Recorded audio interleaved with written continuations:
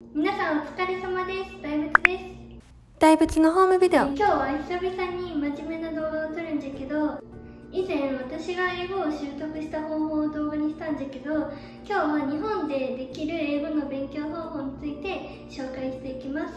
よかったら最後まで見てください。私が主に日本でしとった勉強方法は4つか5つぐらいあるんじゃけど、まずね、これ多分みんなやりがちなんじゃけど、テストで点を取りたいんじゃなくって喋れるようになりたいとか理解できるようになりたいとかだったら、筆記はあんまりためにならんと思うよね。私は喋りたいんだったらとにかく聞く、話す、タイピング、打つっていうのが一番いいと思っとって、頭に入れるには。そのために私がしよったのは、海外の YouTuber の Vlog を見たり、Netflix とかで恋愛リアリティショーとか普通のカーダシアン家とかの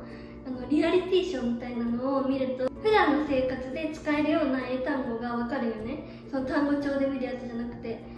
どういう会話でどういうとこでこの単語を使うとか、あ、この単語はこういう意味でも使えるんじゃとか、新しい発見がいろいろあって、やっぱりさ、ネイティブの人じゃないとわからんことってたくさんあるじゃん。そういうのを学ぶには YouTube とか Netflix のリアリティな感じのが一番いいんじゃないかなって思います。私はよくどういう Netflix を見てましたかとか、どうやって勉強してましたかって聞かれるんだけど、 Netflix ではさっきも言ったようにカーダシアン家とか、みんな大好きゴシップガールとか、フレンズとか、ああいう日常的なものを見て英語を勉強してました。それもただ見るんじゃなくて、Language Learning with Netflix っていうのがあって、それで英語のドラマとか映画を見るのに日本語字幕と英語字幕が一緒に出るんよ。じゃけんそれで目で追いながら何回か同じシリーズを見たりして勉強してました。で、あ、この単語よく出るなとか、あ、この単語会話に使えそうだなって思った単語をメモしたりして、映画を見るときに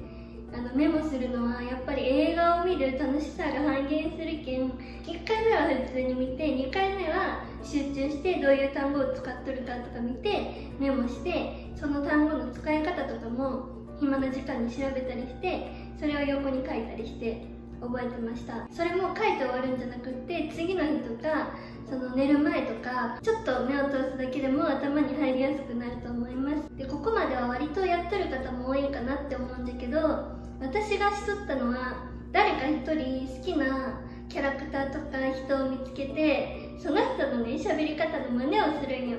そしたらなんかネイティブな喋り方に近づけるんじゃないかなって思って、あとね、その誰かの真似をするときにその人のね、口元を見ると、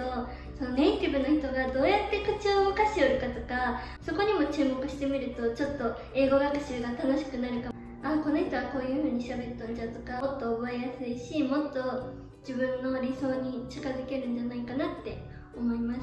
日本におったら喋る相手とか一緒に練習できる相手って少ないと思うんじゃけど、そういう人に本当におすすめなのがオンライン英会話で、あれって隙間時間を見つけてできるし、なんか知らん人じゃけんさ、そんなに気使わんでもいいしさ、吸収したことをやっぱり喋らんには意味がないけん、そういうね、喋る場を自分で頑張って環境を作るのも一つ。 Yes? 見て、消火器もらったんじゃけどで、オンライン英会話はやっぱり自分が吸収したものを喋る機会にもなるし、隙間時間でできるし、あんまりね、値段もそこまで高くないけん、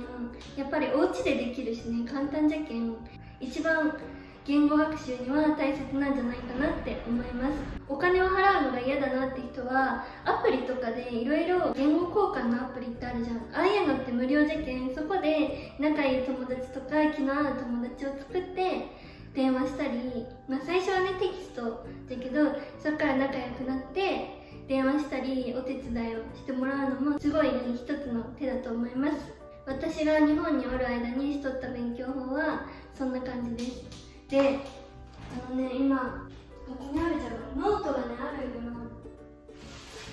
英語の勉強をしよった。これが私の実際に使っとったノートなんだけど、さっき言った気になった単語をメモするっていうのに使っとったんだけど、これね、もうね、5目とかなんやね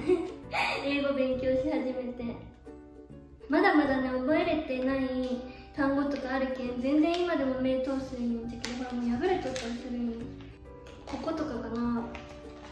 こうやって見にくいじゃろうけど、最初英語の単語を書いて、この次にどうやって使うかとか、なんか文章、短い文章を書いて、そのね、一番最後にあんまり目に入らんとこに日本語をね、書く。そしたらすぐ答えを見ようとせんじゃん。私はこんな感じでメモを取ってました。最初はね、携帯とかにメモしたりして、で、後からまとめるみたいな感じで、こんな感じでやってました。本当に言語習得は難しいけど、英語が理解でき始めたなとか、喋れるようになったなとか、英語を喋る素敵な人に出会った時に本当に勉強しとってよかったなって思うけん、大変だけど、自分が得たものって絶対裏切らんけん、みんなも一緒に頑張りましょう。もし何か追加で聞きたいこととかあれば、インスタグラムの DM は大体返しとるけん、気軽に DM で聞いてください。少しでも勉強頑張ってる誰かのためになれば嬉しいです。じゃあ今日も最後まで見てくださってありがとうございました。少しでもこの動画が役に立ったなと思ったら、いいねとチャンネル登録お願いします。バイバイ。